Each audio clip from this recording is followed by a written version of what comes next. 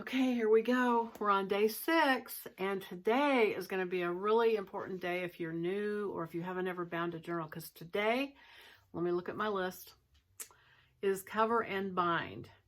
So we're going to work with the cover and we're going to bind this journal, and I think this will be really good for you guys if you haven't done one before, because we're just going to get her done, and once you've bound one journal, it'll set you free to do all your other journals. So come on and let's get this done. All right, everybody, are you ready? We're on day 6 of Junk Journal Boot Camp. And today is a big important day because we are going to bind this thing. And I think a lot of people, this is the part that they get scared of if they're new. It's not hard at all. So you're going to need a big needle and some waxed linen thread and something pokey like an awl to poke the holes. And so take your pages, jump right into this. Take your pages and line it up. Make sure that they're all where you want them to be. Space it within the cover where you want it to be. Go to the center. Use a couple of clamps. Now, some people clamp within an inch of their life when they do this, and some people don't. You want to clamp it with everything pushed down in there as much as you can. And you don't want to flatten it out because it's going to change the way it goes. You want it to be folded when you poke your holes, and then clamp it. So I'm going to put one there, one over here. And we're going to make a figure 8. That's basically what we're going to do today. So I'm going to get my needle out. And I use the smallest one that comes with this kit.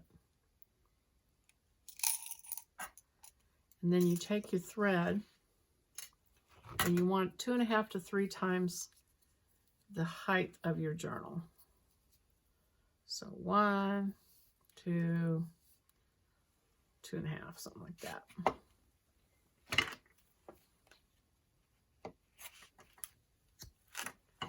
And then you take your fingernail, your thumb, and just kind of flatten it out. And that way it will be super easy to thread it. Thread your needle and just give it a little bit of a tail.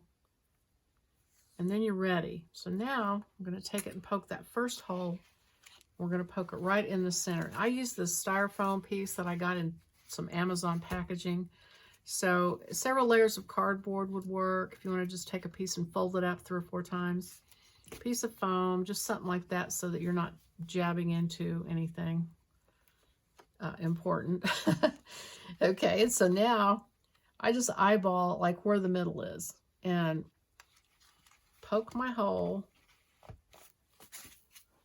and make sure it hits right where I want it to on the spine of the cover, which it is. And I'll just kind of work it in just a little bit so it's a really good size hole. Take my needle and thread, poke it through the hole. And now I'm going to poke the hole at the top, which I just go fairly close. Make sure that's flat down in there. Kind of why I don't like to clamp it. I feel like the clamp pulls it. So I want I want all of it real tight down in there, and then I'm going to poke a hole pretty close to the top. Make sure it hits on that fold, and it is. And poke your needle back through it. Pull it, leave yourself a tail here because we're going to tie it off in a minute. And this is the only tricky part, if there is a tricky part. Grab this tail and hold it back because you're going to go in that same hole, and you do not want to catch that thread with your needle because it will be bad, be hard. So I'm going to poke my needle back in that same hole and pull it out. And then I'm ready to poke my last hole, and again I'm going to unclamp it because I just want to make sure I get it down in there super tight. And then I'm going to poke my hole there. Make sure it's where I want it. Take my needle and poke it back through. Pull it up, and you've made your figure 8. Come on, come out of there. There. So now you want to get this tail in here. Take your needle off so you don't stab yourself. And grab these and pull them tight so there's no slack. Look at both that and here. Make sure there's no slack. And you're just going to tie a double knot. And pull it. I pull it so that it hits right in the center. And then just do it again. And you've just bound your journal. Now you can leave these hanging and glue charms or tie charms onto them if you want to.